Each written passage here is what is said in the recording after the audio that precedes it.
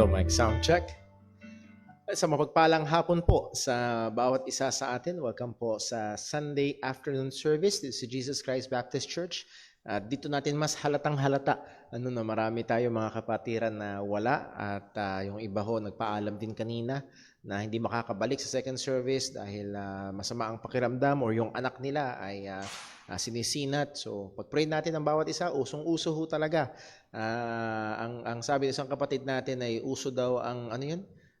May sinabi siya anong sakit yun? Influenza A.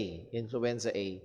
At known as trangkaso. At yun nga lang daw ay medyo grabe at medyo hawig daw sa COVID ang sintomas ng ganito. No? So pag-pray natin ang ating mga kapatiran, marami ho talaga na hindi nakarating maging kayo ng umaga. Nevertheless, tayo magpapatuloy sa atin hong gawain at maging sa ating prayer meeting pagkatapos. At kaya ng ilang mga announcements po muna, next Sunday ho ay meron tayong church meeting at a little bit extra special. Dito tayo manananghalian sa church. So sana pagplanuhan ho natin yun na makapag-stay over tayo ng a little bit extended period of time para ho sa bagay ho na yon. And then also, ang atin hong darating na first Sunday ng November, meron tayong Lord's Supper. And then yung ating second service ay gaganapin dun ho sa Jesus Christ Baptist Church sa Pandi as we will celebrate with them sa kanila hong anniversary. So pag-pray ho natin ang gawain na yon, ang mangyayari, una ang prayer meeting natin dito, around 2:30 siguro yung prayer meeting natin dito. Then pagkatapos, tutulak tayong patungo Pandi ng alas 3 and then we will have our service there. So muli ay extended muli yung oras na yon at nawa ho ay mapagplanuhan, mapaghandaan po natin.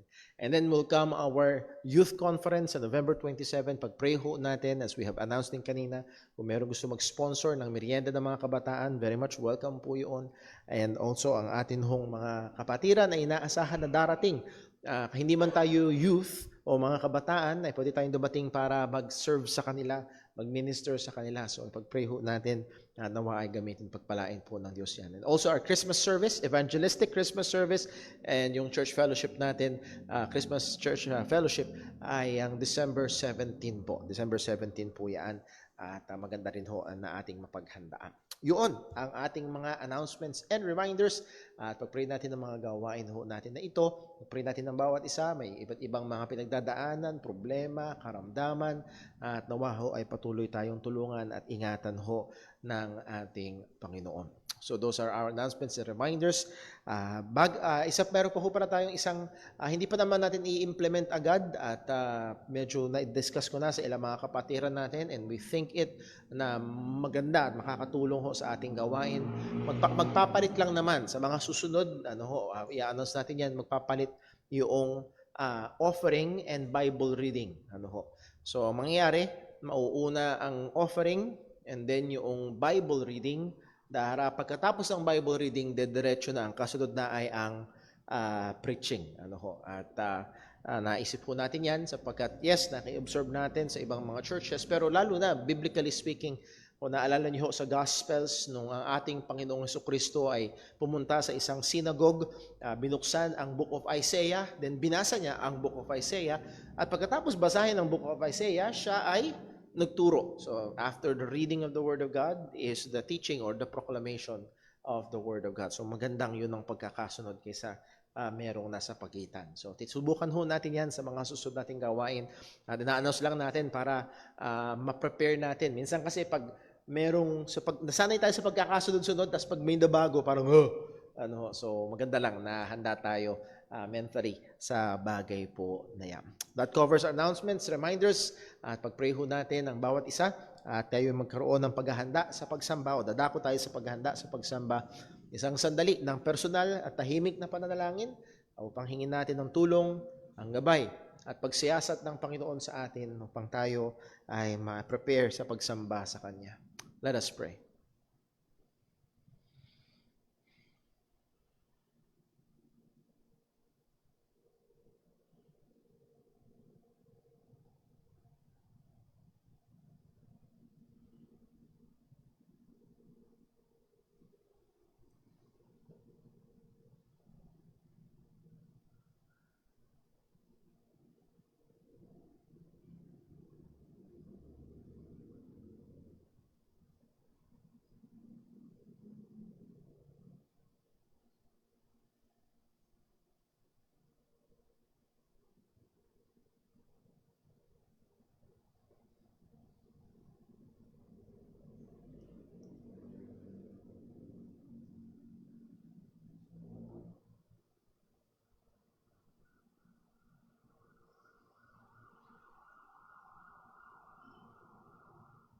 Manalangin po tayo. Ang naming Diyos, aming Ama sa langit, aming Diyos na makapangyarihan, Diyos ng pagmahal, at Ikaw, O Diyos, sa amin na nahabag at naging mabiyaya. Salamat, Panginoon, sa dakilang kaligtasan na meron kami kay Kristo Jesus. Salamat, O Diyos, kagaya ng aming napag-aralan sa iyong salita, na lahat ng ito'y biyaya mo. Ang aming pagsisisi, ang aming pananampalataya, ang pagbubukas ng aming mga puso, lahat ng ito, Panginoon, ay dahil sa biyaya mo. Hindi kami karapat-dapat, Panginoon, ngunit Ikaw ay nahabag, ngunit Ikaw, O Diyos, ay minambuti mo na ito'y gawin para sa amin. Salamat, O Diyos, sa napakadakila mong kabutihan, sa biyaya mo na tunay hindi namin kayang sukatin. Lord, amin pong hinihiling na siyasatin mo kami ngayon sa anumang mga pagkakasala, mga bagay na ginawa, mga bagay na lumabas sa aming bibig, o mga bagay na inisip o ninasa na hindi sang-ayon sa kabanalan. Panginoon, patawarin mo kami at tulungan mo kami na lalo pang maging mapagbantay at gayon din maging masipag sa gawain ng pagpatay sa kasalanan. Panginoon, muli aming inaalala sa iyo ang aming mga kapatiran na may iba't ibang mga dalang makakabigatan na daladala. Lord, bilang isang iglesia, bilang magkakapatid, tulungan mo kami na magpasanan ng kabigatan. Tulungan mo kami na magpanalanginan sa isa't isa. At kagaya ng sinabi ng salita, tulungan mo kami na kung kinakailangan ay magtiisan at magpatawaran sa isa't isa. Muli, O Diyos, amin pong hinihiling na hawakan mo ang iyong iglesia. Tulungan mo po ang iyong mga mananampalataya. Sa aming kahinaan at kakulangan, ikaw po nawa ang patuloy na humawak at maggabay sa amin. At muli, O Diyos, sa pagsamba namin ito, nawa tunay ka naming maitaas, bigyan mo kami ng tamang puso, tamang kaisipan. Ilayo mo kami, Panginoon, sa anumang bagay na hindi ayon sa iyong kalooban. At lahat ng ito, O Diyos, ay mauwi sa kaluwalhatian ng iyong pangalan. Salamat po, Panginoon. At dinadalangin namin ito sa ngalan ng aming Panginoong Hesukristo. Amen. Stay po tayong lahat at tayo po'y umawit sa Panginoon.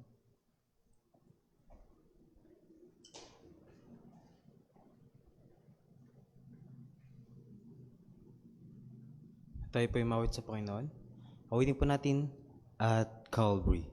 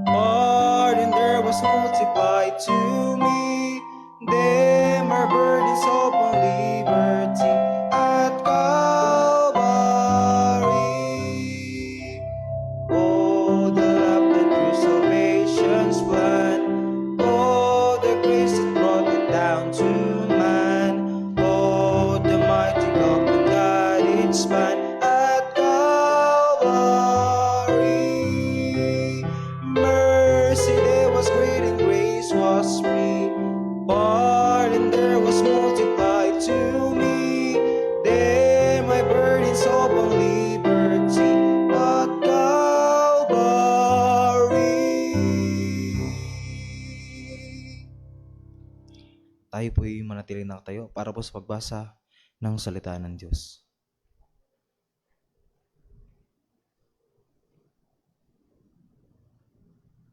Para po sa pagbasa ng salita ng Diyos, buksan po natin ating mga Biblia.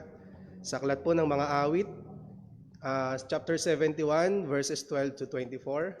Sabay-sabay po nating basahin. Ready, read. O Diyos, huwag kang maging malayo sa akin. O Diyos ko, magmadali kang tulungan ako. Ang mga kaaway ng aking kaluluwa, naway mapahiya at malipol. Matabunan nawa ng paghamak at kahihiyan ang mga nagnanais na ako'y masaktan. Ngunit ako'y laging aasa at pupurihin kita ng higit at higit pa. Ang bibig ko'y magsasabi ng iyong katwiran, ng iyong mga kaligtasan buong araw, sapagkat ang kanilang bilang ay di abot ng aking kaalaman. Ako'y darating na may mga makapangyarihang gawa ng Panginoong Diyos, aking pupurihin ang iyong katwiran, ang iyo lamang. O Diyos, iyong tinuruan ako mula sa aking pagkabata at ipinahayag ko pa ang iyong kagila-gilalas na mga gawa. Kaya't maging sa pagtanda at pagkakaroon ng mga uban, O Diyos, huwag mo akong pabayaan hanggang sa aking maipahayag ang iyong kalakasan sa lahat ng darating na salinlahi. Ang iyong kapangyarihan sa bawat isa na darating at ang iyong katwiran, O Diyos, ay umabot sa mataas na kalangitan. Ikaw na gumawa ng dakilang mga bagay, O Diyos, sino ang gaya mo? Ikaw na nagpakita sa akin ng maraming matitinding kabagabagan, ang sa akin ay muling bubuhay. Mula sa mga kalaliman ng lupa ay muli mo akong ibabangon. Kadakilaan ko na may iyong paramihin at muli akong aliwin. Pupurihin din kita sa pamagitan ng selteryo dahil sa iyong katapatan, O Diyos ko. Sa iyo'y aawit ako ng mga papuri sa pamagitan ng alpa, O banal ng Israel. Sisigaw sa kagalakan ang mga labi ko kapag ako'y umaawit ng mga papuri sa iyo. Gayon din ang kaluluwa ko na iniligtas mo. At ang dila ko ay magsasalita ng iyong katwiran sa buong maghapon, sapagkat sila'y napahiya at napahamak. Sila nagnanais na ako'y saktan. Purihin ang Panginoon sa pagbabasa ng kanyang mga salita. Magsiupo na po tayo.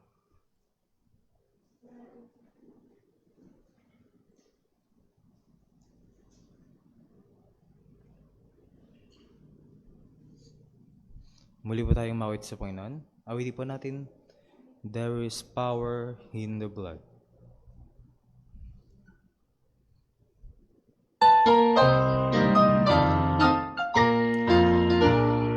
Would you be free from your burden of sin? There's power in the blood, power in the blood.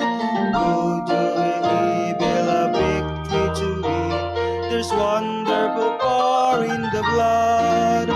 There is power, power, wonder-working power in the blood of the Lamb.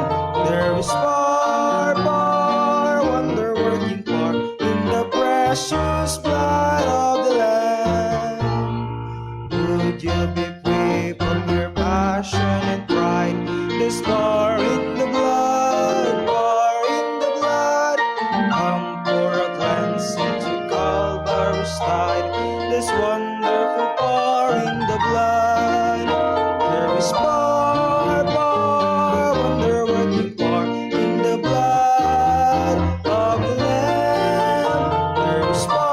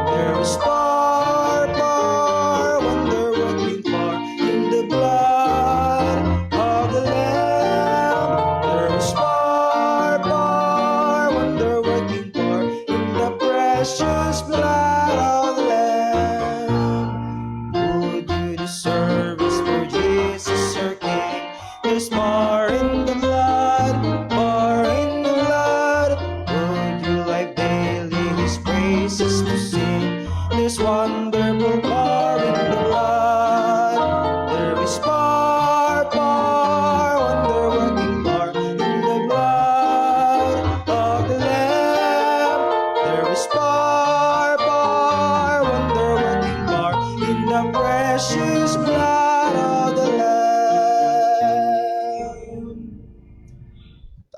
Hinaya po lahat na magsidaya para po sa ating pagkakaloob. Ating pong basahin ang mga talata na gabay natin sa pagkakaloob mula ho sa 2 Corinthians chapter 9 verses 6 to 8. Verse 6, sabay-sabay po nating basahin. Ready, read. But this I say, he which soweth sparingly shall reap also sparingly, and he which soweth bountifully shall reap also bountifully. Every man according as he purposeth in his heart, so let him give, not grudgingly or of necessity, for God loveth a cheerful giver. And God is able to make all grace abound toward you, that ye, always having all sufficiency in all things, may abound to every good work. Pagpalain po na Diyos sa pagkabasa ng kanyang mga salita. Let us pray. Panginoon naming Diyos, aming Ama sa langit, tunay, kailanman hindi ka nagkulang. Kailanman, O Diyos, hindi mo kami iniwan, hindi mo kami pinabayaan. At lahat kami, Panginoon, ay buhay na patotoo sa iyong katapatan, sa iyong kabutihan. At lalo't higit, O Diyos, sa iyong biyaya ng pagliligtas. Salamat, O Diyos, sa pagkakaloob mo ng pang-araw-araw naming pangangailangan. At tunay, O Diyos, kung aming susukatin, higit pa sa aming kailangan, ang kamay mo, O Diyos, ay nagiging sagana sa amin. Salamat, Panginoon, sa probisyon. Salamat, O Diyos, sa kagalingan ng mga karamdaman. Salamat, Panginoon, lalo't higit sa pagsustento mo sa aming pananampalataya. At narito, Panginoon, isa sa kaparaanan na iyong pinagkaloob sa amin upang mapuri namin ang iyong pangalan at maipakita namin ang kahalagahan mo ay sa pamagitan ng pagkakaloob. Nawa, tulungan mo kami, O Diyos, na magkaroon ng tamang puso, may kagalakan, O Diyos, hindi sa kung ano ang matitira sa amin, kundi, Panginoon, ang maiaalay namin sa iyo. At nawa ngayon sa daling ito, bigyan mo kami ng tamang puso. Bigyan mo kami, Panginoon, ng tamang motibo. At nawa maging pag-aalay na ito ay maging mabangong samyo sa iyong harapan. Muli, kahabagan mo po ang aming mga kapatiran na may iba't ibang pinagdadaanan. Salamat sapagkat alam namin anuman ang kalagayan ay sapat ang biyaya mo. At ikaw, O Diyos, ay patuloy na gumagawa sa buhay namin. Ikaw lamang ang maitaas sa lahat ng ito. Salamat po. Dalangin namin ito sa ngalan ng aming Panginoong Hesukristo. Amen.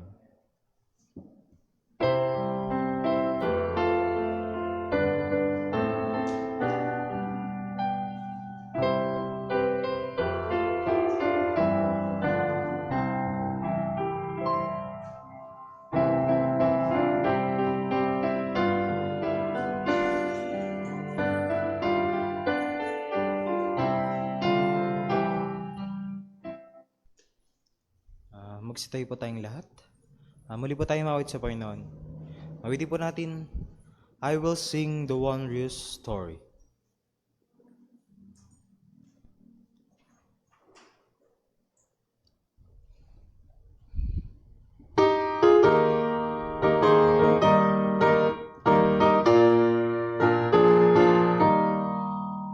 I will sing the wondrous story of the Christ who died for me. How he left his own in glory for the cross of Calvary. Yes, I'll sing the wondrous story of the Christ who died for me. Sing it with the saints in glory, gathered by the crystal sea. I was lost, but Jesus found me, found the sheep that went astray. Through his loving arms around me, drew me back into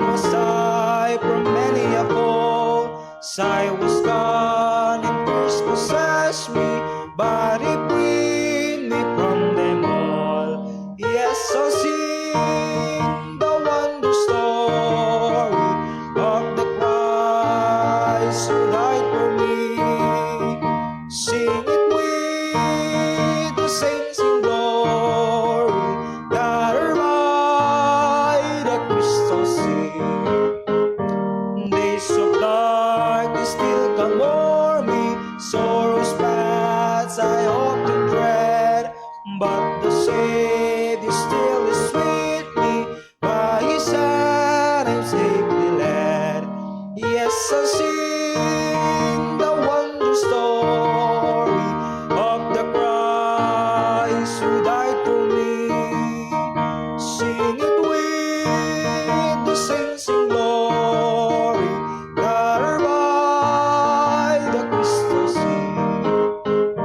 He will keep me till the river rolls its waters at my feet.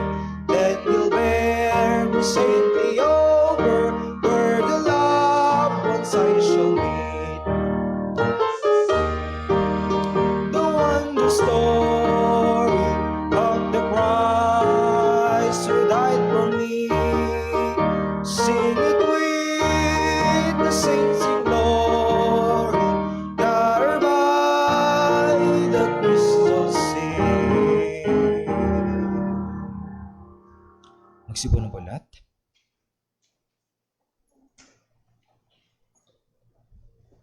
Amen. Purihin po ang pangalan ng Panginoon. Oh, we are excited ho sa parating na youth conference on November 27. So, a little bit over a month na lamang ay darating na. So, 1 month and 5 days ay YouthCon na. At kapag akin hong pinag-iisipan ho yan, ay minsan naalala ko ho noong mga time na kabataan pa si Brother Paul at nahandoon ng pagsama sa mga youth camps, mga gawaing pangkabataan. At kung merong isang text na suking-suki at hindi man yun ang pinapangaral, ay madalas na nagiging reference ay yung Ecclesiastes chapter 12 verse 1. Pagdating sa maraming mga youth camp, maaaring hindi 2-3 beses lang tayo nakapakinig ng mga mensahe tungkol dito, sapagkat ang sabi ni Ecclesiastes 12 verse 1, remember now thy Creator in the days of thy youth. So saktong-sakto sa kabataan, youth. Tinahimok ang mga kabataan na habang kayo ay nasa mababang edad pa, ay alalahanin, at ang punto dyan ay hindi lang basta alalahanin na just make a recollection, but to give attention, to pay serious consideration sa manlalalang natin. Pero meron sinabi dyan, while the evil days come now, not, nor the years draw nigh, when thou shalt say, I have no pleasure in them. So nariyaan yung pagbabangkit sa evil days. Ano itong evil days? Not evil that is morally evil, but really hard days. Sa tinitingnan ng iba ay negatibo dahil yung panahon na matanda ka na, yung panahon na uugod-ugod ka na, yung panahon na talaga ang hirap na hirap ka ng kumilos. At actually, pag binasa niyo ho ang Ecclesiastes chapter 12 verses 2 to 6, ay nahandoon yung mga very vivid mga ibang lengguwaheng ginamit ng ni Haring Solomon para ilarawan kung gaano yung kalagayan ng mga advanced na sa kanilang edad, or in short, matanda na. At sabi nga, pag matanda na, ay hirap ng kumilos. Pag matanda na, ay malabo na ang mata, malabo na ang pandinig. At hihintayin mo ba yung panahon na yon upang magbigay atensyon ka sa Panginoon? Now, ang isang mananampalataya na tumatanda can and should strive more to be closer to God, to be serving God, and to be praising God in their capacity. Ang mga mananampalataya na tumatanda na ay kinakailangan at dapat na lalo pang magpursige sa kanilang pananampalataya at paglilingkod sa Diyos sang-ayon sa kanilang kapasidad. At kaya ko ho sinabi ho ito sapagkat babalik tayo sa Psalm 71, the Psalm of the Aged, ang awit ng matanda.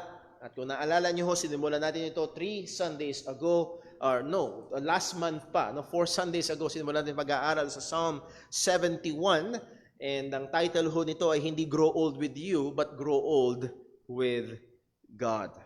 Binasa natin ito kanina lamang, at ang mensahe ho ay ito: believers who are mature or advanced, both in their spirituality and age, can look back and remember God's faithfulness and look forward and expect in hope. Ang mga mananampalataya na nahandon ang pagtanda sa kanilang spiritualidad at maging sa kanilang edad ay maaaring lumingon at nilalahanin ang katapatan ng Diyos at humarap sa mga natitira pang panahon at umasa sa patuloy na katapatan ng ating Panginoon.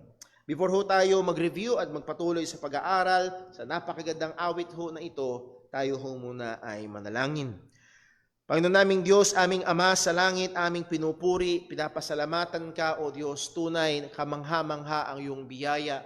Kung aming aalalahanin, nung kami ay hindi lang nung mula pagkabata namin, mula nung kami ay sinimulang ipaglihi, kami ay nagsimulang mag-umiral sa sinapupunan pa lamang ng aming mga ina, naroon na ang iyong kamay na nag-iingat sa amin. At tunay nga, O Diyos, ikaw ang gumabay sa amin hanggang sa dumating kami sa pananampalataya sa iyo at ikaw ang patuloy na humahawak sa amin. Kagaya, Panginoon, ng awit na ito na aming pinag-aaralan, masumpungan mo, O Diyos, na kahit nag-a-advance na sa edad, Panginoon, ang iyong mga mananampalataya ay patuloy na nagnanasa na maglingkod, magtapat at lumalim pa sa pananampalataya sa iyo. Gabayan, ingat at tulungan mo kami ngayon. Turuan mo kami, O Diyos, gamitin mo yung mga salita na makapangyarihan, na patuloy na nagbabago at nagtatama sa amin. At lahat ng ito, O Diyos, ay dalangin namin sa ngalan ng aming Panginoong Hesukristo. Amen. Well, nais ko hong muling balikan natin ang context ho nito sapagkat napahinga tayo ng at least ay 2 linggo sa pag-aaral dito ho sa Psalm 71.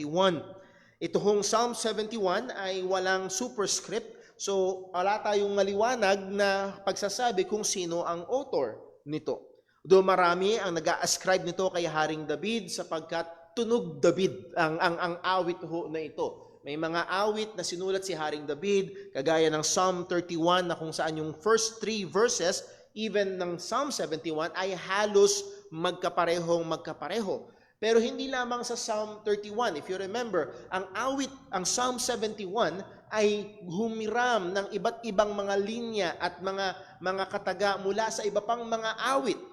At kaya masasabi ho natin, isa sa mga punto na nakita ho natin ay ang katotohanan na ang may akda ng awit na ito ay familiar sa iba't iba pang mga bahagi ng salita ng Panginoon. And what a good thing that is sa mananampalataya to be so full of scriptures na pag ikaw ay nagsasalita, na pag ikaw ay nagpapayo, kapag ikaw ay nag-iisip, almost automatic ang mga salita ng Diyos ay naaalala mo at yun ang gumagabay sa iyong kaisipan. Yun ang gumagabay sa iyong pagsasalita. Yun ang gumagabay sa pakikitungo mo sa kapwa.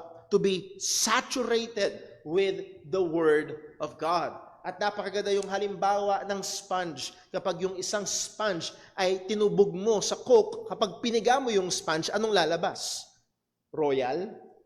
Hindi. Ang lalabas din ay ano? Coke, because it's so saturated with Coke. I hope na tayo bilang mga mananampalataya ay dumating sa punto na we're so saturated with the Word of God, na dumating man yung pagpiga sa atin, sa ating buhay, ay ang lalabas ay ang mga katotohanan ng salita ng Panginoon. Yes, maaaring hindi mo masabi yung mga sitas, chapter this, verse this, book ganito, pero sa iyong pagsasalita, sa iyong pag-iisip, sa iyong pagdidil sa mga sitwasyon sa buhay, ay alam mo at nakikita mo na ang gumagabay ay ang salita ng Panginoon. And lastly, as we have said, this is a psalm of someone who is advanced in age. Ito ay awit ng isang tao na matanda na. Masasabi natin na dual citizen na siya. Talagang advanced na siya. And 2 times sa awit na ito binigyan pansin sa verse 9, Psalm 71 verse 9.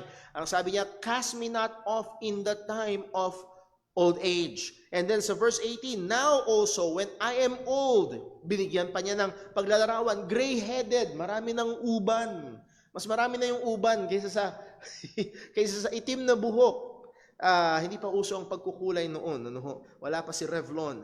Oh God, forsake me not. Nahandun yung pakikiusap niya sa Diyos. At as we have studied, hindi dahil iniiwan ng Diyos o may tendency ang Diyos na iwan ang mga matatanda sa kanilang kahinaan, kundi ito'y lalo pang nagpapakita kung gaano kadesperado ang mananampalataya sa pag-edad niya ay nananatili siyang desperado sa pangangailangan, sa kalakasan at tulong ng Panginoon. So muli, ang author ng psalm na ito, aware ay siya ay tumatanda o matanda na, ang kanyang buhok ay gray na, ang kanyang kalakasan ay nababawasan na, hindi siya kasing macho ng kagaya ng dati, hindi siya kasing bilis ng kagaya ng dati, hindi siya kasing kisig ng kagaya ng dati, pero salamat sa Panginoon sa kanyang, kumbaga yung physical attributes niya ay pababa. Dati nga daw ay 5'7", ngayon mga 5'3" na lang siya. Yung physical attributes niya ay pababa. Pero salamat sa Panginoon, as we have seen and will continue to see sa awit na ito, yung kanyang spiritual naman na kalagayan ay hindi nag-stagnant, kundi patuloy na tumataas. Reviewin lang ho natin ang ilang mga bagay. Verses 1 to 4, we saw a declaration of trusting God. A declaration of trusting. Ang pagdedeklara ng pagtitiwala sa Diyos. Verse 1, ang sabi niya, "In Thee, O Lord, do I put my trust. Let me never be put to confusion.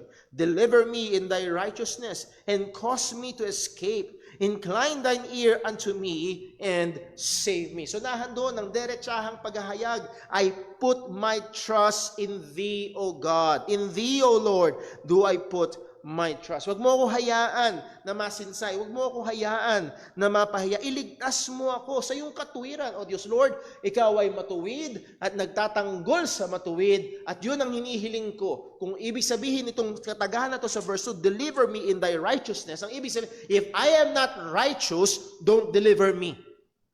Kung ako ang nasa mali, wag mo kong iligtas. Kung ako ang nasa mali, wag mo kong ipagtanggol. So it is not just asking for a mere protection kahit siya pa ang nasa mali. But ang sabi niya, "In Thy righteousness, deliver me in Thy righteousness, and cause me to escape." Verse 3, ang sabi niya, "Be Thou my strong habitation, whereunto I continually resort." Muli, nahandoon yung pagiging matibay na kublihan ng Diyos at paulit-ulit, we can go back again and again and again.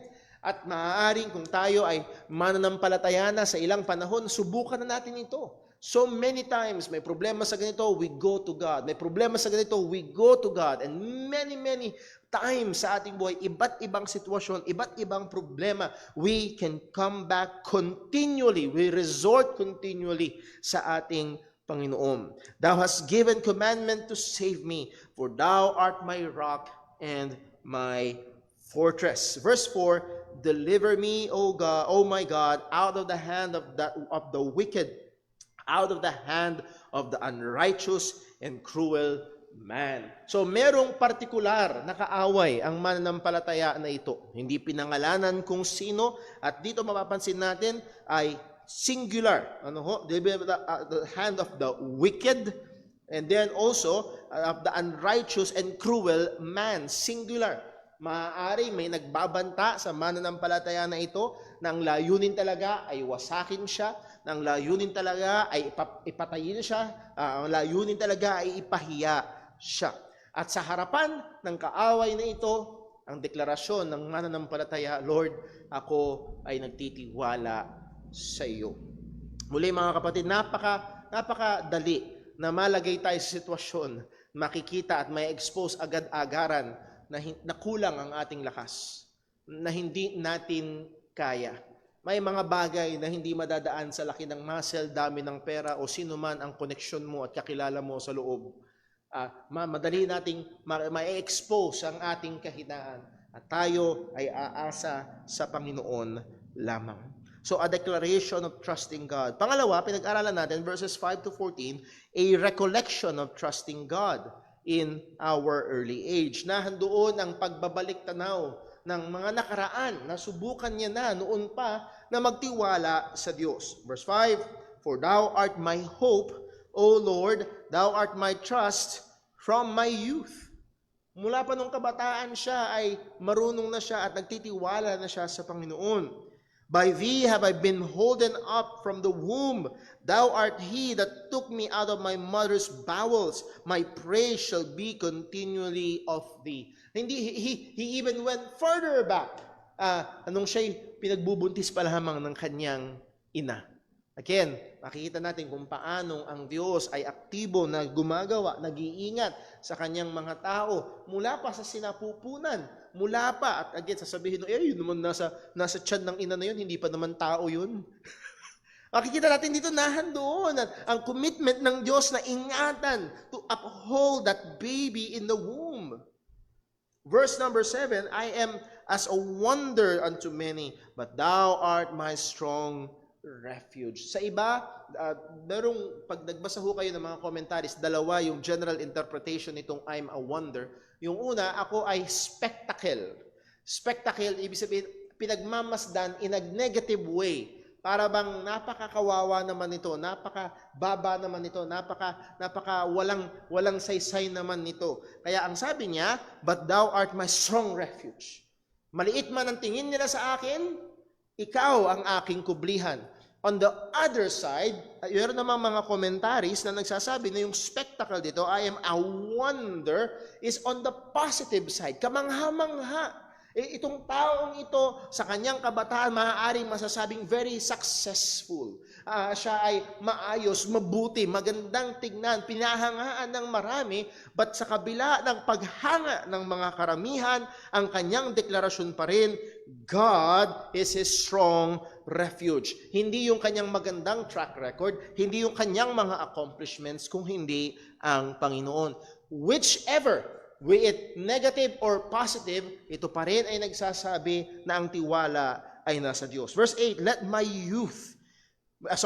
my mouth be filled with thy praise and with thy honor all the day long. Yung pagpuri sa Diyos, pagluwalhati sa Panginoon, maganda na yun ang laman-laman. Hindi ibig sabihin na 24 oras kang umaawit ng praise the Lord, praise the Lord. Hindi yun ang ibig sabihin. But nahandoon yung puso, na again, kung yung laman ng puso lalabas sa bibig, at yung puso na talagang naglalaman ng pagkamangha sa Panginoon, naglalaman ng pagdepende sa Panginoon, naglalaman ng pag-appreciate sa mga biyaya ng Panginoon, lalabas ito at pupurihin ito ang Panginoon. Isa sa privilege ko bilang pastor, muli nga, isa sa gawain at privilege ko ay makinig. At there are brethren na pag kinakausap ko at pinapakinggan ko, yes, merong kapatiran na magsasabi ng problema. Pero yun lang sasabihin nila, problema. Pero merong kapatiran na magsasabi ng problema. Pero sa kabila, habang sinasabi niya yung problema, praise the Lord, Brother Paul, hindi ako pinababayaan. Brother Paul, ang hirap, ang sakit, pero salamat sa Diyos, Brother Paul, kumakain pa rin kami. And sa kabila, alam niyo yun, sa bibig niya, talagang pag kinausap mo siya, halos walang sentence na hindi siya magtatapos sa salamat sa Diyos. Purihin ng Panginoon. So muli, hindi again ibig sabihin nito na lagi siyang daldal ng sabi lang siya ng sabi ng praise the Lord, pero bahagi ng kanyang buhay, lumalabas sa kanyang bibig ang pagpupuri at pagpapasalamat sa Diyos. And then again sa verse 9, ang sabi niya, cast me not off in the time of old age, forsake me not when my strength faileth. So muli, kung nung ikaw ay kabataan, nagtitiwala ka sa Diyos, lalo na bilang sa katandaan at mas mahina na ang katawan, siya'y desperado, inaamin niya sa kanyang sarili kung paanong siya ay kulang at walang magagawa kung hiwalay sa Panginoon. At bakit gano'n na lamang siya kadesperado? Ang sabi sa verse 10, merong rason. For mine enemies speak against me, and they that lay wait for my soul take counsel together. Verse 11, saying, God hath forsaken him, persecute and take him, for there is none to deliver him. So madaling salita, may nag-iisip ng masama. May nagpaplano ng masama. Merong kaaway ang matandang mananampalataya na ito. At wala namang time na tayo bilang mga mananampalataya na walang kaaway. To put it simply, we have the world, the flesh, and the devil that is always consistently against us. Ikaw man ay batang mananampalataya o ikaw ay matanda ng mananampalataya, hindi pa rin nagbabago. Ang kaaway natin ay naroroon pa rin, and that is nagpapakita kung paano tayo dapat desperado pa rin as this psalmist is. Nagmamaka, Lord, wag mo akong iiwan. Lord, wag mo akong iiwan. Ang daming kaaway. Lord, wag mo akong iiwan. Again, mga kapatid, hindi mo kailangan hintayin na ikaw ay matanda. Dahil hiwalay sa biyaya ng Diyos. Hiwalay sa biyaya ng Panginoon. Babagsak tayo, lalagpak tayo, maaring sa mata ng iba o sa sarili nating mata, okay tayo, pero nakadapa na pala tayo. Hiwalay sa biyaya ng Panginoon. Pero napakaganda ng pangako ng Diyos sa atin bilang mga mananampalataya. Ang sabi niya, I will never leave thee nor forsake thee. Verse number 12, ang sabi, O God, be not far from me. Psalm 71:12. Be not far from me, O my God, make haste for my help. So, if you remember, last time, 3 Sundays ago, pinag-aralan natin ito, na hindi ibig sabihin na hindi niya alam na omnipresent si Lord. May time ba na malayo ang Diyos? Well, technically speaking, alam natin omnipresent siya. He is always there.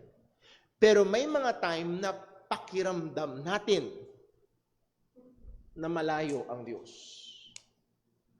Sa lengguwahe ng lumang tipaw, sa lengguwahe ng Biblia, may mga time na nakatalikod ang mukha ng Diyos. That is, nagpapakita na ang pabor ng Diyos ay malayo. At narito ang panawagan ng mga awit na ito, be not far from me, sa kanyang pakiramdam. At may mga pagkakataon sa atin din pakiramdam ay parang malayo ang Diyos. May mga pagkakataon na tingin natin parang ang tagal ng Panginoon. At sabi ko nga isa sa dahilan kung bakit ang Book of Psalm ay mahal ng marami, sapagkat the Book of Psalm is honest. Nahadun yung damdamin. Lord, wag kang malayo. Sasabay mo, omnipresent si Lord, ah. Lord, magmadali ka. Bakit? Mabagal ba si Lord? Lagi naman siyang all time, alam mo yan. Pero alam natin, lalo na sa panahon na mabigat, mahirap, masakit. Lord, parang ang layo. Lord, wag mo akong iiwan. Lord, parang ang tagal. Lord, please, bilisan mo. At nahandun yung honesty. Paano man tamang salita? Kitang-kita yung paano masabihin? Yung pagkatao.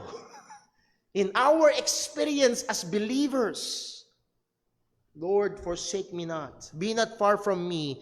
Make haste for my help. Andito yung request niya para sa kanyang mga kaaway, at nagtagal tayo dito last time. Verse 13, let them be confounded and consumed that are adversaries to my soul, and let them be covered with reproach and dishonor that seek my hurt. Ilang bagay na ating napag-aralan. The psalmist is asking God and not doing the revenge himself. Hinihingi niya ang Diyos ang gumanti para sa kanya, hindi siya ang gagaganti. At hinihiling lang ng psalmist sa Diyos na gawin sa kanila yung mismong binabalak ng mga kaaway sa kanya. Again, ang Psalm 71 verse 13 is an example or application of Romans chapter 12 verse 19. Anong sabi ng Romans 12:19? Dearly beloved, avenge not yourselves, but rather give place unto wrath. For it is written, vengeance is mine, I will repay, saith the Lord. And that is basically what the psalmist is asking. Lord, please, ikaw. So, dako tayo sa point number 3. A progression of trusting God in our advancing age. A progression. Minsan yung progression, pag patungkol sa karamdaman, negative. Nagpo-progress na po ang inyong sakit. Ayaw natin yun. Pero pagdating sa ekonomiya, pagdating sa teknolohiya, pag nagpo-progress, well, that's a good thing. And that's the way na gusto kong tingnan natin to, yung progression ng pagtitiwala sa Diyos. Hindi ko makalimutan yung sinabi ng aking yumao ng lolo, ang tatay ni Sister Connie. Sa tinanong niya ako nung ako'y siguro bang grade 4 siguro ako nung grade 5. Tinanong niya ako, Paul, what is the biggest room in the world? Biggest room in the world. Nag-iisip na ako ng mga malalaking mga gusali. At ang sabi niya, the room for improvement. It is never full. The room for improvement. At narito ang napakagandang bagay. Yes, maaaring sa biyaya ng Diyos, we have a measure of faith. We have a measure of trusting God, a measure of the knowledge of God. Meron na tayong pagtitiwala sa Diyos. Natutunan na natin na tumingin sa Diyos, umasa sa Diyos, na manalangin sa Panginoon. But there's still room for more. Progress. Madalas, ang picture ng tumatanda ay picture ng paghinto. Yes? Tanda na, retire na, tigil na sa pagtrabaho. At may mga pagkakataon na pag matanda na, ang iniisip, tama na, hindi na nag-aaral, hindi na nagpapatuloy, hindi na nag-i-improve pa. But not so sa larawan ng mananampalatayang ito na na-advance na sa kanyang edad. Not with faith. As we grow old, we do not put down our sword of the word of God and our shield of faith. We press on. Bilang mga mananampalataya, tumatanda man tayo, naghiedad man tayo, we must press on at patuloy sa paglalim, patuloy sa pag-unlad sa pananampalataya sa Panginoon. Anong sabi ng matandang mananampalataya na ito? Verse 14, but I will hope continually. I will hope continually. Magtutuloy ako sa pag-asa sa iyo and will yet praise thee more and more. Hindi less and less. There's that idea of progression. Nadadagdagan pa ang pagpuri ko sa iyo. Merong pagpapatuloy at merong pag-unlad sa pagpuri sa Panginoon. Paano niya gagawin ito? Verse 15, my mouth shall show forth thy righteousness and thy salvation all the day, for I know not the numbers thereof. Paano niya pupurihin ang Diyos? More and more by His mouth. Continual praise. Ang kanyang puso ay puno ng pagkamangha sa Panginoon at ang kanyang bibig ay magsasaysay ng mga bagay na ito. Muli, kagaya na sinabi natin kanina, sabi niya, all the day, pag kinausap mo ang taong ito, yes, muli, pag kinausap mo ang taong ito, meron siya mga problema ng kagaya rin ng sayo. Tama? Sumasakit din yung tuhod. Sumasakit din yung mga rayuma. Baka tumataas din ng high BP. Baka may problema rin siya sa sugar. Baka may problema rin siya sa apo niya. Baka may problema rin siya sa anak niya. Baka meron pang natitirang bayarin. Same. Na mga kaharap na hamon. Pero pag pinakinggan mo ang mananampalataya na ito, nahandun yung pagpupuri sa Diyos. Nahandun yung pagkamangha sa Panginoon. Habang dinidil at hinaharap ang mga problemang ganito. Ang sabi niya, for I know not the numbers. Ano yun? Yung kanyang kaarawan. Hindi niya alam kung gaano katagal pa siya. So anong gagawin niya? He will make the most out of it. Hindi ko alam kung aabutin ba ako ng 80, aabutin ba ako ng 90, aabutin ba ng 100. Nanay Pasing, 6 na taon na lang, aabutin na ang 100,000 mula sa gobyerno. Aabutin na 100 taong gulang ni Nanay Pasing. Again, hindi natin alam kung aabutin tayo ng ganong edad. So, anong gagawin natin? Make the most out of it. Make the most out of it. Naalala ko ho, isa sa mga paborito kong klase ng pelikula ay gera. Hindi yung gerang futuristic, kung hindi World War movies. At isa sa mga linya na madalas, lalo na pag maraming kaaway, napapaligiran na sila, nauubos na yung bala, ang sasabihin ng isang sundalong kasama niya, I'm out, wala na akong bala. Ngayon, yung isang magazine ng bala, ibibigay niya, anong sasabihin? Make it count. Huwag kang baril ng baril, siguraduhin mong may tatamaan. Isipin natin ang bawat araw natin ay parang bala, make it count. Count to eternity. Verse 16. What a statement. Again, matanda na, mahina na. Verse 16, I will go in the strength of the Lord God. Magpapatuloy ako sa lakas ng Diyos. Dalawa, sa lakas na isusustain ng Panginoon. At pangalawa, sa lakas na nanggagaling sa kaalaman na ang Diyos ay naririyan maging sa harap ng maraming mga kalaban at problema. Minsan di man nagbabago, yun doon pa rin yung muscle mo, pero wala, hinang-hina ka. Bakit? Sa dami ng problema. Pero ang lakas na nanggagaling sa Panginoon, ang lakas na nanggagaling sa presensya ng Diyos, sa mga pangako ng Diyos, sa mga katotohanan ng Diyos, lakas na nanggagaling maging sa mga mananampalataya na kagaya natin na nag-encourage sa atin, I will go in the strength of the Lord. I will make mention of thy righteousness, even of thine only. Nasubukan nyo nung makipagkwentuhan sa matanda. At kung hindi tayo magiging maingat, baka matulad tayo sa mga, hindi lahat. Pero sa aking obserbasyon, madalas, pag nagsimula, hindi lahat, pero pag nagsimulang magsalita ang matanda, laging patungkol saan? Sakit. Sa sarili. Nung bata ako, ganito yan. Ay, alam mo ba yung ginawa namin? Ay, ako, sa pamilya namin, ako. Hindi lahat, pero siguro may nakausap na kayo na ganun. Ang bida sa lahat ng kwenta ay yung kanilang sarili. Pero ang sabi ng mananampalataya na to, I will make mention of thy righteousness, even thine only. Dahil mula nung kabataan niya, kinikilala niya ang Diyos, ang Diyos, ang Diyos. Hanggang sa pagkatanda niya, ang Diyos pa rin. Oo, anak, alala mo ba nung nagkasakit yung mama mo? Oo, anak, hindi yung lakas ko, hindi yung tindi ng magpamahalan natin. Oo, anak, ang humawak sa atin ay ang Diyos. Ang Diyos.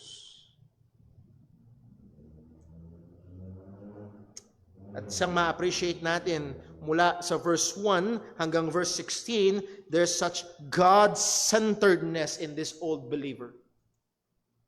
It's God ang nasa sentro ng kanyang pananaw, ang nasa sentro ng kanyang pananampalataya ay ang Diyos. Verse 17, ang sabi, O God, Thou hast taught me from my youth, and hitherto have I declared Thy wondrous works. That word youth, meaning childhood or a young age, a young people. And he has been taught by God. Mamamangha tayo, wow, Brother Paul, napakaganda sana na pag dumating sa katandaan, napaka-God-centered pa rin. Well, saan nang galing yun? Because he has been taught by God from his youth. Hindi yun nag-exist in a vacuum.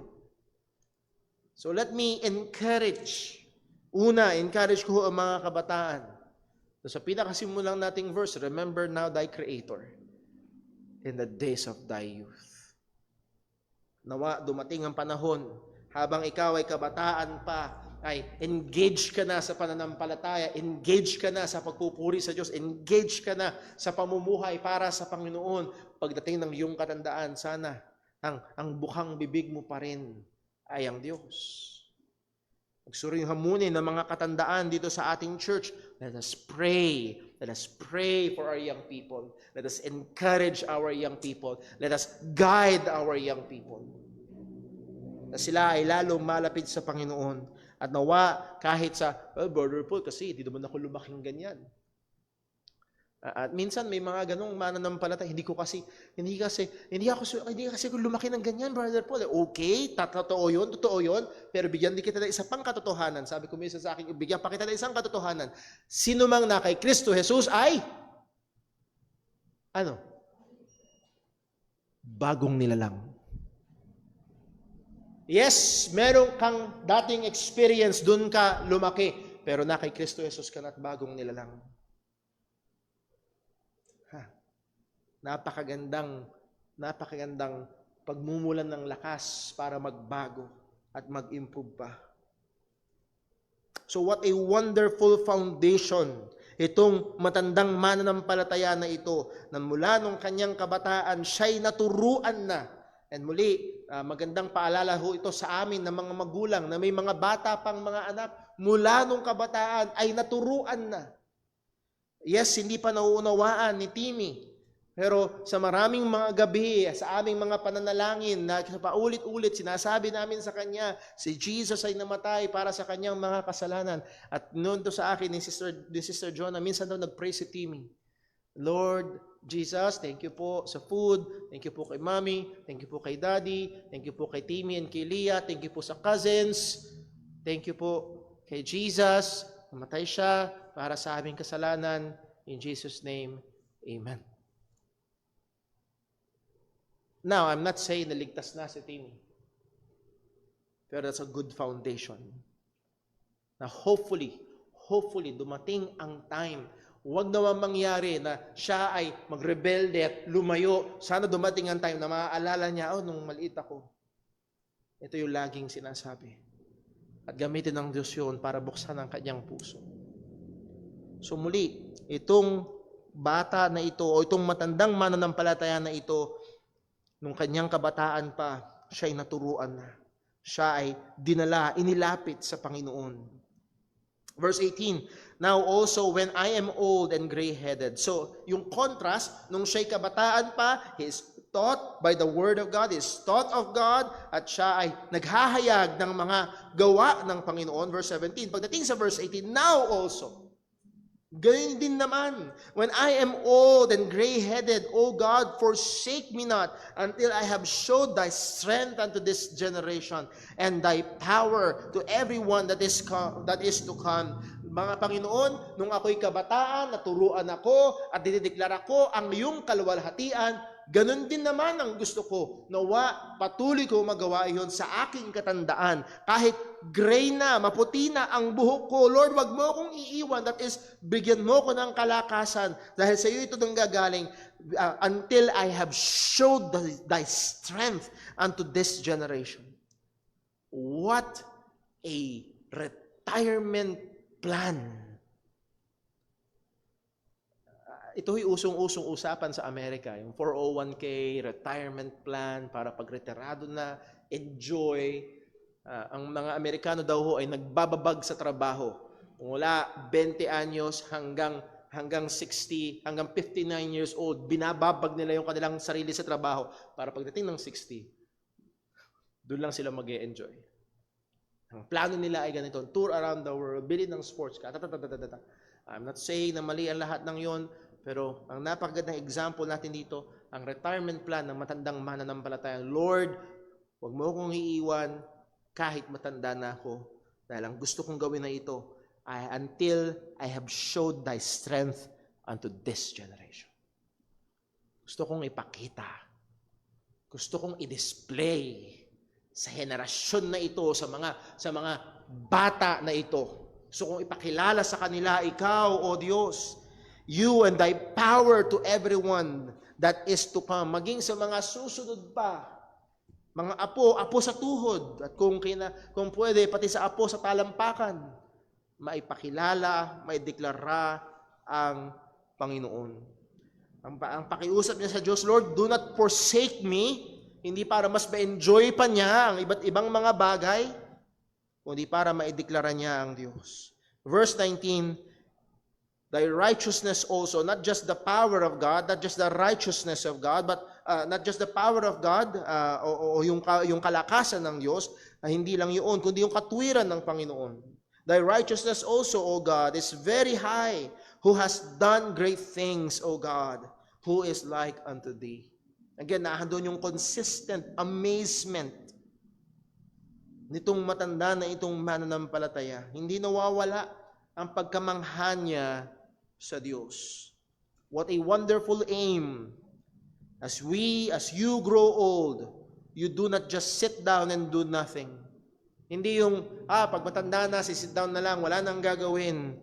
Nahandoon ng pagbibigay, hinihingi ang lakas mula sa Diyos, hinihingi ang presensya ng Diyos para lalo niya pang maluwalhati ang Panginoon. Habang inihahanda ko ho ang lesson ho na ito, naalala ko ang example na ibinigay ni John Piper. Pwede nyo mapakinggan ito pag sinearch nyo yung Don't Waste Your Life by John Piper. Sa YouTube, meron siyang preaching sa open door, open field preaching. At binigay niya ang example ni Ruby Eliazon and Laura Edwards. Ang dalawang matandang babae na ito ay parehong namatay sa Cameroon. Si Ruby ay higit 80 anyos. Single all her life. At anong ginawa niya sa buong buhay niya? Ginamit niya ang buong buhay niya para ipakilala si Kristo sa mga tao, sa may hirap at may sakit. Si Laura naman ay isang balo. Siya ay isang doktor. Nasa 80 years old, halos 80 years old na rin si Laura. At siya ay naglingkod kasama ni Ruby sa Cameroon. At isang araw, habang si Ruby at si Laura ay naglalakbay, ang preno ng kanilang sasakyan ay nawala at dumiretso sa bangin at sila'y kapwa namatay. Ang tanong ni John Piper ay ito, is it a tragedy? Trahedya ba ng dalawang matanda, higit 80 at isang mag-o-80, na yung mga natitirang panahon nila ay sinikap nilang gamitin para kay Kristo at namatay sila habang ginagawa yon? Is that tragedy? Sabi ni John Piper, no, that's glory. Saan mo uubusin yung natitirang panahon? Saan mo uubusin yung natitirang mga taon?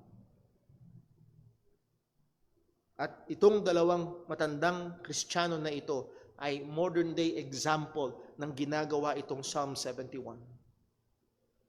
Sabi sa verse 20, Psalm 71 verse 20, Thou which hast showed me great and sore troubles shalt quicken me again and shalt bring me up again from the depths of the earth.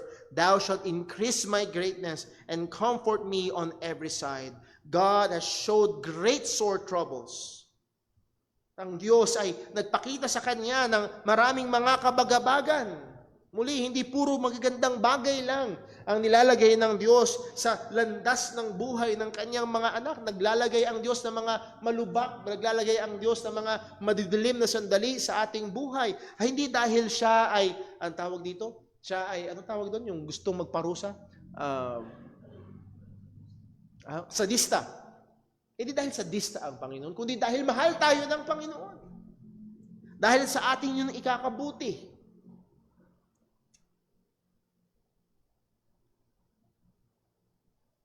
Pero ang sabi ng salita ng Panginoon, sa kabila ng mga troubles na kanyang kinaharap, ang sabi ng psalmist, Thou shalt quicken me again. Bubuhayin mo kong muli, shall bring me up again from the depths of the earth. Ako'y iaangat mo mula sa kalaliman ng mundo, sa kalaliman ng lupa. Thou shalt increase my greatness and comfort me on every side. At sangayon sa ilang mga commentaries, maaaring ito is in a way a double proclamation, that is, merong proclamation na applicable habang siya ay buhay pa at matanda na, and then another one is pumapatungkol ito, eschatologically speaking, sa resurrection.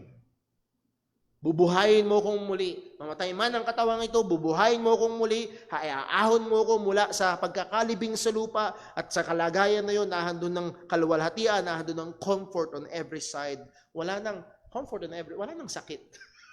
Wala nang hirap. On the resurrection. Well, verse 22 hanggang verse number 24, ang sabi, I will also praise thee with the psaltery, even thy truth. O my God, unto thee will I sing with the harp. O thou Holy One of Israel, my lips shall greatly rejoice when I sing unto thee, and my soul which thou hast redeemed. Verse 24, my tongue shall talk of thy righteousness all the day long, for they are confounded, for they are brought unto shame that seek my hurt. Please note the emphasis of using our abilities, particularly ang ating mga labi, bibig, dila ay gagamitin para luwalhatiin ng Diyos. At dito nagbibigay emphasis sa pag-awit, sa pagtugtog para sa kaluwalhatian ng Panginoon. At hindi limitado doon. Sa iba't ibang kaparaanan, pwede natin gamitin ang mga paraan ng komunikasyon para maihayag ang kaluwalhatian ng Diyos. Lalo na sa panahon natin ngayon, in the proliferation of advanced technologies, of social media, pwedeng gamitin ito as ministry. Siguro hindi particularly ng matanda kasi baka mahirapan silang sa paggamit noon. Pero ang ating mga kabataan, imbis na kung ano-ano ang ating i-post, pwede natin gamitin ito para sa paghahayag ng kaluwalhatian ng Diyos. Muli, doon pa rin ang kanyang panawagan. Verse number 24, "My tongue also shall talk of thy righteousness all the day long, for they are confounded." Sino yung they? Yung mga gustong gumawa ng masama sa kanya. Yung mga gustong siya'y saktan, lupigin at wasakin. For they are confounded. Sila'y magugulo. They are brought unto shame. Sila'y mapapahiya. Yung mga nagsisikap at gustong ako ay sakdan. So nandun pa rin ang pananaw ng taong ito. Hindi niya dinideny, may kalaban, may kaaway, may trouble. In short, may problema. Pero tuloy-tuloy pa rin ako na magpupuri sa Kanya. Mula bata hanggang matanda. Tuloy-tuloy. May presensya ng problema, pero tuloy-tuloy na magpupuri sa Panginoon. Napawa sa biyaya ng Diyos, we will, quote-unquote, grow old with God. Sa ating pagtanda, nawa marinig pa rin mula sa ating mga bibig ang papuri, pasalamat, pagkamangha sa Panginoon. At ituturo natin sa mga susunod na henerasyon ang mga kilos, gawa, kamangha-manghang mga bagay ng Diyos sa kanila. Nawa tulungan at patuloy tayong ingatan ng Diyos ang mga bagay na ito ay maging totoo sa ating mga buhay. Let's pray. Ang naming Diyos, aming Ama sa langit, salamat po, Panginoon, sa paalala ng iyong salita. Na anuman, Panginoon, ng edad namin, kabataan man o katandaan, nawa masumpungan mo ng aming mga bibig ay nagpapatuloy sa pagpuri sa iyo, sa paghahayag ng mga kabutihan at katapatan mo. At nawa, O Diyos, anuman ang aming kalagayan, mga problemang kaharap, mga hamon, Panginoon, na daladala, ay kagaya ng mga awit na ito, patuloy kaming kumubli, patuloy kaming magtago, patuloy kaming magpahinga, patuloy kaming umasa sa iyo, O Diyos. Maging sa mga panahon na sa pakiramdam namin ay malayo ka, O Diyos, sa iyo pa rin kami ay tatawag. At Panginoon, kung kalooban mo na kami ay dumating sa matandang edad at hindi pa bumabalik ang aming Panginoong Hesukristo, nawa sa abot ng aming makakaya sa isusupply mong lakas at kakayahan, ay manatili kami, O Diyos, na nagdedeklara ng iyong kaluwalhatian. Manatili kami, Panginoon, na naghahayag, lalo't higit ng pinakadakilang gawa mo, ang kaligtasan. O Panginoon, salamat po. Maging sa mga pagkakataon na nandoon ang kaaway, nandoon ang persecution, na meron talaga naglalayon na gumawa ng mali sa iyong mga mananampalataya. Lord, tulungan mo kami na tumingin sa iyo. Tulungan mo kami na umasa sa iyo. Tulungan mo kaming magpahinga sa iyo. Salamat po, O Diyos. At nawa ang mga awit, ang mga talata at katotohanan na ito ay patuloy mong gamitin upang kami na iyong mga anak ay mahamon at baguhin. Lahat na ito dalangin namin sa ngalan ng aming Panginoong Hesukristo. Amen. Sa po tayong lahat at awitin natin ang ating pangwakas na awit.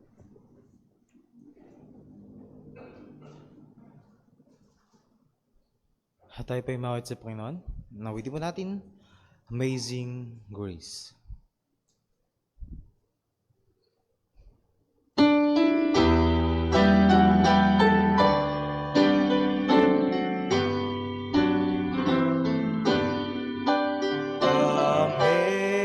Amazing grace, how sweet the sound that saved a wretch like me.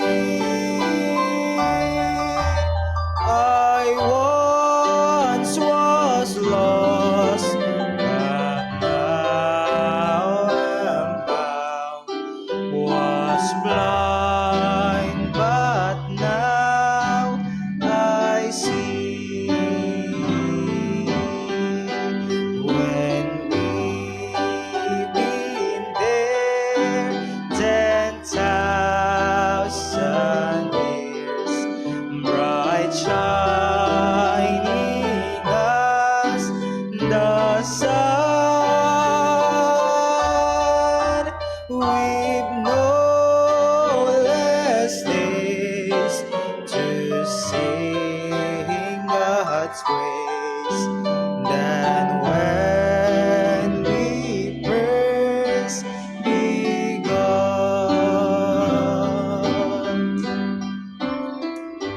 Amen. Purihin pong pangalan ng Panginoon. Salamat po sa bawat isang naririto, maging sa ating mga kasama online.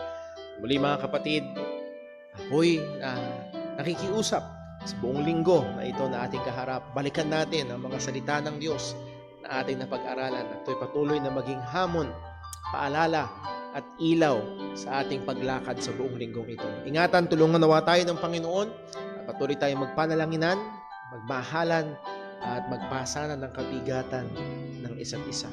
Nawa sa ating paghiwa-hiwalay, ang biyaya ng ating Panginoong Jesucristo, ang pagmamahal ng ating Ama, at ang kapangyarihan ng Banal na Espiritu sa bawat isa sa atin.